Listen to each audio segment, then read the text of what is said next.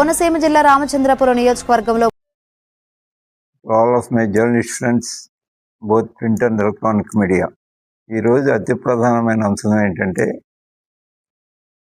YSR Congress party అధ్యక్షులు మాజీ ముఖ్యమంత్రి జగన్మోహన్ రెడ్డి గారు ముఖ్యమంత్రి గారికి ఒక స్పష్టమైనటువంటి క్వశ్చన్ ఒకటి ఇచ్చారు.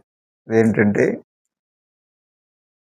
దళిత క్రిస్టియన్స్కి రిజర్వేషన్స్ అవసరమా లేదా అనే దాని మీద మీరు మీ పార్టీ యొక్క స్టాండ్ ఏంటి ఖచ్చితంగా చెప్పండి అని. ఎందుచేత చెప్పాల్సి వచ్చిందంటే అది కేంద్ర ప్రభుత్వం దళిత క్రిస్టియన్ని రిజర్వేషన్ తప్పించాలని ఒక ఆలోచన చేస్తుంది. అవగాహన కనిపిస్తుంది మనకు. ఒకటి రెండు స్టేట్మెంట్తో మనం విన్నాం కూడా. దాని మీద గౌరవనీయులు చంద్రబాబు నాయుడు గారిని మీ పార్టీ యొక్క స్టాండ్ ఏంటి అనేది చాలా స్పష్టంగా అడిగారు. ఇది చాలా సున్నితమైనది, అతి ప్రాధాన్యత కలిగినటువంటి అంశం. ఈ అంశం మీద అన్ని రాజకీయ పార్టీలు వారి యొక్క స్టాండ్ తెలియజేయవలసినటువంటి అవసరం ఉంది. ఇక్కడ వారు కూడా చెప్తూ మతం మారినంత మాత్రాన వారి యొక్క సోషల్ స్టేటస్ మారిపోతుందా, వారి యొక్క ఆర్థిక పరిస్థితి మారిపోతుందా అని అడిగారు. వాస్తవం అది. ఒక వ్యక్తి మతం మారినంత మాత్రాన వారి యొక్క సోషల్ స్టేటస్ కానీ లేక వారి యొక్క ఆర్థిక పరిస్థితి కానీ మారదు. ఇక్కడ రాజ్యాంగం ఏం చెప్తుంది అనేది చాలా స్పష్టంగా రాజ్యాంగం ఏం చెప్తుందంటే చాలా స్పష్టంగా those who are having social backwardness and educational backwardness are eligible for reservation.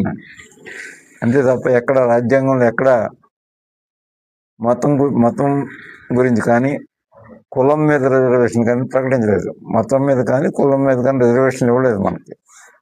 ఎవరికైతే సోషల్ బ్యాక్వర్డ్నెస్ ఉందో, ఎవరికైతే ఎడ్యుకేషన్ బ్యాక్వర్డ్నెస్ ఉందో, రెండు ఉండాలి. ఆ రెండు ఎవరికి ఉన్నాయో వారు మాత్రమే రిజర్వేషన్కి అర్హులు అని చెప్పింది. అసలు ఇండియన్ రిజర్వేషన్ సిస్టమ్ యొక్క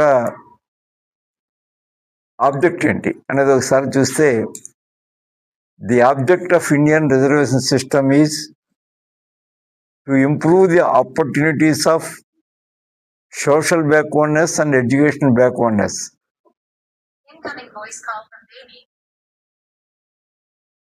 ఎవరికైతే ఉందో వారికి రిజర్వేషన్స్కి అవసరం.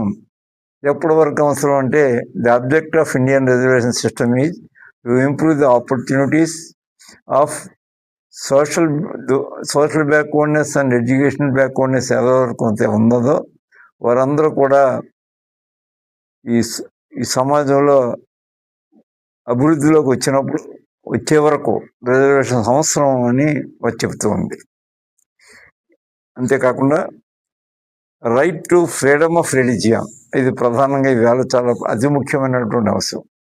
ఈ ఫ్రీడమ్ ఆఫ్ రిలీజియన్ అనేది భారత పౌరులకు ఉందా లేదా అని చూసినట్లయితే, India is the secular country. Every person has the freedom to prefers, practice and propagate the religion of their choice. వారి ఇష్టమైన మతంలోకి వెళ్ళవచ్చు అనేది చాలా రాజ్యాంగం చాలా చెప్తూ ఉంది. మరి స్పష్టంగా చెప్తూ ఉన్నప్పుడు ఎందుకు ఈ క్వశ్చన్ తీసుకొచ్చింది కేంద్ర ప్రభుత్వం? దానికి ఇక్కడ అధికార పార్టీ అయిన తెలుగుదేశం పార్టీ ఎందుకు మౌనంగా ఉంటుంది అనేది ఇప్పుడు ఇవాళ ఉన్నటువంటి ప్రధానమైన క్వశ్చన్. రాజ్యాంగం 14 ఏం చెప్తుంది? అందరికీ సమాన అవకాశాలు కల్పించాలి. సమాన అవకాశాలు కల్పిస్తూ రాజ్యాంగం ఆర్టికల్ 16(4) ఏం చెప్తుందంటే సమాజ అవకాశాలు కల్పిస్తూ సామాజిక న్యాయం పాటించండి అని ఆర్టికల్ 16(4) చెప్తుంది. అంటే ఎవరైతే సోషల్ బ్యాక్వర్డ్నెస్ ఉన్నారో, అంటే సామాజిక వెనుకబడుతూనే ఉంటాం, ఎవరికైతే విద్యా వెనుకబడుతూనే ఉంటాం, ఆ రెండు ఎవరికైతే ఉన్నాయో వారందరూ కూడా అర్హులే రిజర్వేషన్కి. ఎక్కడ కూడా కులం బేస్గా తీసుకుని రిజర్వేషన్ ఇవ్వలేదు, మతం బేస్గా తీసుకుని రిజర్వేషన్లు ఇవ్వలేదు. ఇస్తూ రాజ్యాంగం చాలా స్పష్టంగా చెప్పింది ఎవరు ఇష్టమైన మతంలో వారు ఉండొచ్చు అని చాలా స్పష్టంగా స్వీకరించవచ్చు అని చాలా స్పష్టంగా చెప్పింది రాజ్యాంగం. అలా చెప్పినప్పుడు రాజ్యాంగాన్ని సవరించే అధికారం కూడా పార్లమెంటుకు లేదు. ఈ విషయంలో ఫండమెంటల్ రైట్స్ విషయంలో రాజ్యాంగం సవరించే అధికారం పార్లమెంటుకు కూడా లేదు. కేశవానంద భారత్ కేసులో ఏం చెప్పిందంటే సుప్రీంకోర్టు ఫండమెంటల్ రైట్స్ విషయంలో కానీ మీరు ప్రాథమిక హక్కుల విషయంలో కానీ మీరు కలగజేసుకుంటే ఏ ప్రభుత్వం మాత్రానికి ప్రయత్నం చేస్తే సుప్రీంకోర్టు చూస్తూ మౌనంగా ఊరుకోదు. ఎవరైనా వచ్చి మా తలుపు తట్టినా తట్టకపోయినా మేము సుయోమోటగా ఈ కేసును స్వీకరించి దాని మీద మేము విచారణ జరుపుతాం అని చాలా స్పష్టంగా సుప్రీంకోర్టు కూడా చెప్పింది. మరి ఎందుకు ఈ అంశాన్ని మీరు వెలుగులోకి తీసుకొస్తూ ఉన్నారు? ఎందుకు మీరు దళిత క్రిస్టియన్ని రిజర్వేషన్స్ దూరంగా నెట్టివేయాలనే ప్రయత్నం చేయటం అది సాధ్యపడదు. భారతదేశంలో ఈ రాజ్యాంగం అమలులో ఉన్నంతకాలం అది సాధ్యపడదు.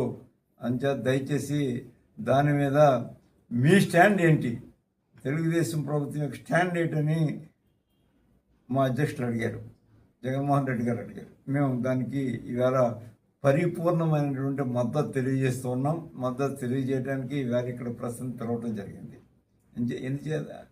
ఎందుచేతంటే ఇక్కడ పొరపాటును కూడా మీరు వారిని రిజర్వేషన్ దూరంగా నెట్టివేయడానికి ప్రయత్నం చేస్తే ఊరుకునే ప్రసక్తే లేదు. వైఎస్ఆర్ కాంగ్రెస్ పార్టీ అటు కేంద్ర ప్రభుత్వానైనా ఇటు రాష్ట్ర ప్రభుత్వానైనా ఊరుకునే ప్రశ్నే లేదు. పెద్ద ఉద్యమం చేస్తాం. అంతేత ముందుగానే చెప్తున్నాం, మీకు ఏ విధమైనటువంటి అధికారం లేదు, రాజ్యాంగం సవరించే అధికారం లేదు, అలా రిజర్వేషన్స్ దూరంగా నెట్టివేసే అధికారం లేదు, వారి మత స్వేచ్ఛకు భంగం కలిగించే అధికారం కూడా లేదు. ఈ మూడు రాజ్యాంగం ఇచ్చింది హక్కు. ఈ రాజ్యాంగం ఇచ్చే హక్కుని మరి దళిత క్రిస్టియన్స్ మాత్రం సపరేట్గా చేసేద్దామని ఆలోచన మీకు వచ్చింది. ఎందుకు వచ్చిందంటే ఇప్పుడు డీలిమిటేషన్ చేద్దామని పక్క మాట్లాడుతున్నారు. అంటే రిజర్వేషన్ ఉన్నటువంటి పార్లమెంట్ నియోజకవర్గాల్ని, కొన్ని శాసనసభ నియోజకవర్గాల్ని దూరంగా నెట్టివేయాలనేది కూడా ఒక ఆలోచన చేస్తూ ఉన్నారు. ఇది జరిగేది కాదు.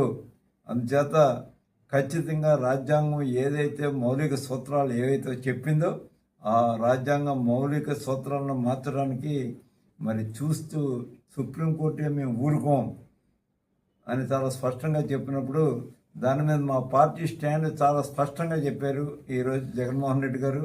మీ స్టాండ్ కూడా చెప్పండి.